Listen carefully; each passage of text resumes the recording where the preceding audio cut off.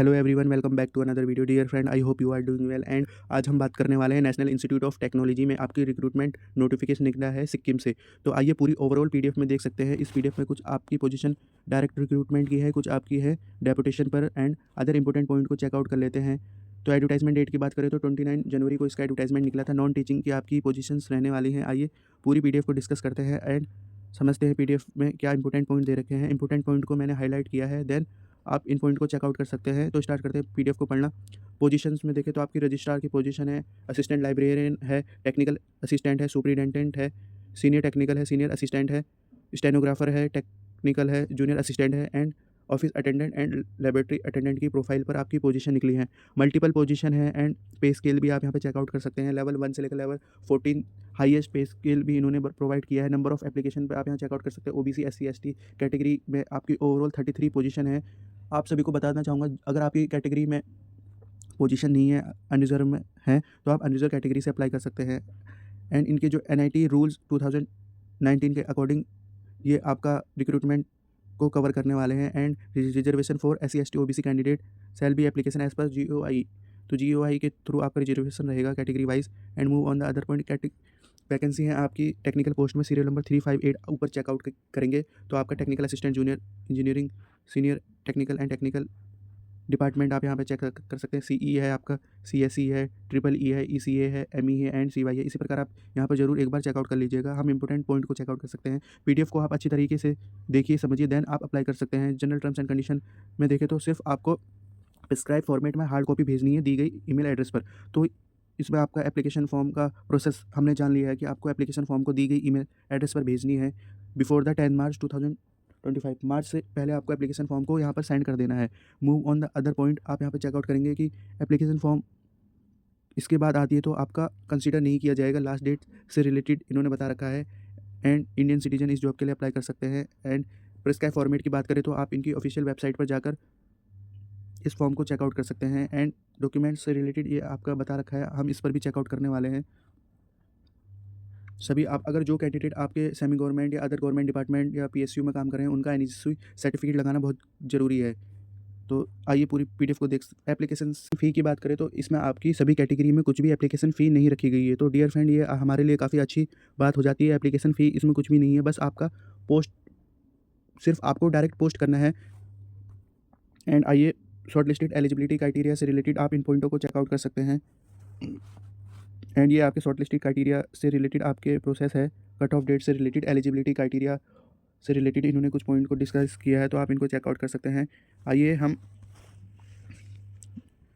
देखते हैं other point. Point number 7 में फोकस करेंगे तो इसमें आपका रिटन टेस्ट में अपेयर होना आपका कंपलसरी है, otherwise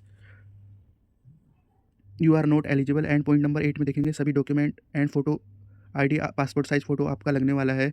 in original and photo ID ले जाना पड़ेगा with along photocopy with proceed at a time of written test. आपको आईडी ले जानी पड़ेगी जिसमें कि आपका आधार कार्ड, पैन कार्ड हो गया, पासपोर्ट साइज पासपोर्ट हो गया। एंड नोट ये D A paid for attend trade and अप्रेंट।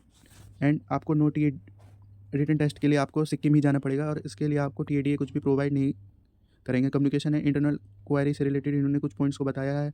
आपको अगर कोई क्वेरी रहती है तो आप दी गई ईमेल आईडी पर पूछ सकते हैं, अदरवाइज इनका कोई भी कोरिजेंडम आता है तो इनकी ऑफिशियल वेबसाइट पर आप चेकआउट कर सकते हैं। एंड रिजर्वेशन से रिलेटेड हमने बात कर ली है कि आपको as per GOI, SC ST OBC, EWS PWD ESM category के थ्रू मिलने वाला है, जिसमें हम आगे डिस्कस करेंगे। Responsibility of information submission and जुडिक्शन में आप देखेंगे तो सिक्किम आपका, एनी डिस्प्यूट होता है तो सिक्किम आपका कोर्ट रहने वाला है डिस्प्यूट से रिलेटेड। एंड ये आपके इंपॉर्टेंट पॉइंट है, आप इनको चेकआउट कर लीजिएगा एक बार। Move on the other point, आपको 10 मार्च से पहले एप्लीकेशन फॉर्म को भेज देना है। एप्लीकेशन फॉर्म में हमने चेकआउट कर लिया कि एड्रेस भी हमने देख लिया है। आपको application form without self attached copies consider नहीं की जाएंगी, लास्ट डेट के बाद कंसीडर नहीं की जाएंगी। बेसिक आपके पॉइंट है, आप इनको चेकआउट कर लीजिएगा। ऑफिस से रिलेटेड हमने बात ही कर ली किस एड्रेस पर आपको भेजना है। एंड आइए और and essential and experience qualification में आप यहाँ देख सकते हैं जो भी रजिस्ट्रार के लिए अप्लाई कर रहे हैं उनसे रिलेटेड देखेंगे तो आपका एक पोस्ट है, ग्रुप ए की पोजीशन है। सैलरी से रिलेटेड आप यहाँ चेकआउट कर सकते हैं। एज बता रखी है। एंड जिन पॉइंट को मैंने हाईलाइट किया है उनको आपको देखना है। मेथड ऑफ रिक्रूटमेंट में देख सकते हैं डेपुटेशन वाली है। एंड इसी प्रकार कुछ आपकी डेपुटेशन की पोजीशन है, कुछ आपकी रेगुलर पोजीशन है। एक्सपीरियंस में आपका 15 ईयर का है। ये फ्रेशर कैंडिडेट के लिए नहीं है। हम सिर्फ फ्रेशर कैंडिडेट की एक बार जॉब अपॉर्चुनिटी को चेकआउट कर सकते हैं। एकेडमिक असिस्टेंट लाइब्रेरियन में आप यहाँ पे चेकआउट कर सकते हैं। ग्रुप 1 की पोजीशन है। इसेंशियल में आप देख सकते हैं मास्टर डिग्री है आपकी लाइब्रेरी साइंस में, डॉक्यूमेंट साइंस में एटलीस्ट 60% मार्क्स है। Qualification in nature, natural level test NET आपको नेट स्लेट आपके पास होना चाहिए। डिज़ायरेबल में आप देख सकते हैं पीजी हो आपके पास, library automation and networking of और पीजी डीसीए आपका मांगा है। हायर डिग्री आपकी हो, एज रिलैक्सेशन से रिलेटेड नो बार है, एंड पीरियड ऑफ प्रोबेशन है आपका 1 ईयर का। 75% आपकी डायरेक्ट रिक्रूटमेंट है, 25 आपका प्रमोशन से रिलेटेड है, तो आप चेकआउट कर सकते हैं। टेक्निकल एंड जूनियर इंजीनियरिंग से रिलेटेड देख सकते हैं, ग्रुप बी की पोस्ट सैलरी आप यहाँ चेकआउट कर सकते हैं। एज लिमिट चेकआउट कर सकते हैं। इसेंशियल क्वालिफिकेशन में फर्स्ट क्लास आपका बीई हो, बीटेक हो, एमसीए हो, एंड अदर आपके फर्स्ट क्लास डिप्लोमा हो इंजीनियरिंग में, या फर्स्ट क्लास डिप्लोमा हो आपकी डिग्री इन साइंस में, मास्टर हो आपके पास, एंड 50% आपकी क्वालिफिकेशन परसेंटेज मांगी है। नो बार आपकी एज से रिलेटेड है, एंड एजुकेशन क्वालिफिकेशन हमने चेकआउट कर लिया। पीरियड ऑफ प्रोबेशन आपका है 1 ईयर का। 75% आपका डायरेक्ट रिक्रूटमेंट है, एंड 25% है आपका डेपुटेशन बेसिस पर शॉर्ट टर्म्स के लिए। एंड सुपरिटेंडेंट में आप यहाँ पर चेकआउट कर सकते हैं, ग्रुप बी की पोस्ट रहने वाली है। पे स्केल चेकआउट कर सकते हैं। एज आप 30 ईयर आपकी है। डायरेक्ट रिक्रूटमेंट से रिलेटेड फर्स्ट क्लास आपको चाहिए।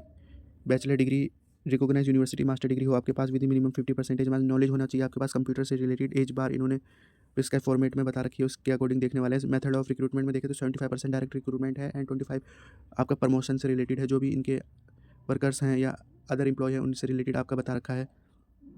तो ऐसा नहीं है कि सारी आपकी डेपुटेशंस हैं, कुछ आपके परमानेंट बेसिस पर भी हैं, तो आपको डेफिनेटली ऐसी जॉब के लिए ज़रूर अप्लाई करना चाहिए। एंड सीनियर टेक्निकल में आप यहाँ चेकआउट कर सकते हैं, ग्रुप सी की पोस्ट है। पे स्केल ग्रेड पे आप चेकआउट कर सकते हैं। एज से रिलेटेड बात करें तो 33 आपकी एज रखी है। एजुकेशन में आप यहाँ पे चेकआउट कर सकते हैं। सीनियर सेकेंडरी चाहिए आपके पास, साइंस में हो या आपके पास 12th हो, एंड 50% मार्क्स, एंड ITI हो आपके पास, या आपके पास 60% मार्क्स हो।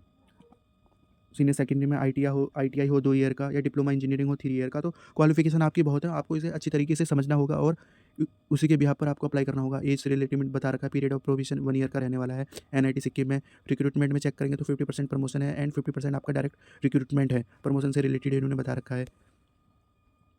इसी प्रकार आप सभी को चेकआउट कर सकते हैं। ये आपकी सीनियर असिस्टेंट में आपके ग्रुप सी की पोस्ट है। पे स्केल चेकआउट कर सकते हैं। 33 डायरेक्ट रिक्रूटमेंट से रिलेटेड एज बता रखी है, एंड प्रमोशन से आपका 50% रिक्रूटमेंट है, एंड डायरेक्ट रिक्रूटमेंट आपका 50% है। ओवरऑल इन्होंने दोनों को एक साथ लेके चला है, तो आपको ये भी इस पर भी ध्यान देना काफ़ी ज़रूरी है। तो स्टेनोग्राफर में आप चेकआउट कर सकते हैं। स्टेनो ग्रुप सी में इन्होंने रखी है पोस्ट को।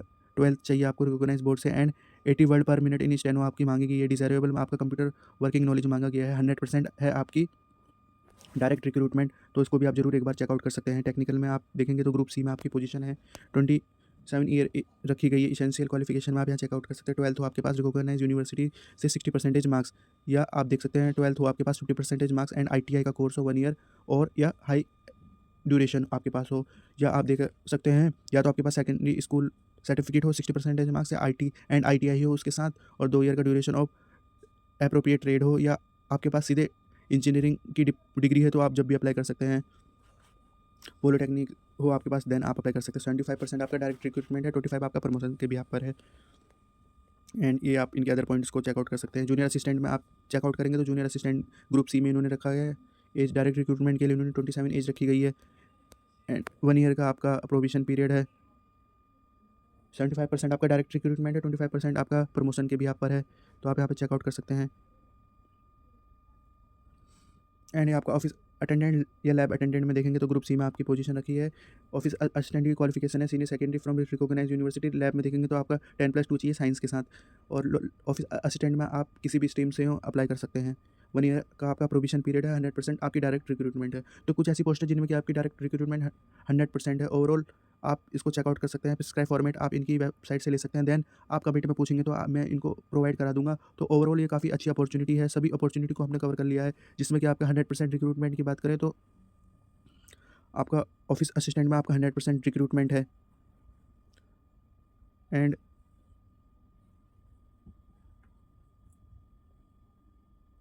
आपका स्टेनोग्राफर में 100% रिक्रूटमेंट है फ्रेशर के लिए। एंड एक पोजीशन और है आपकी, उसमें भी हम चेकआउट कर लेते हैं।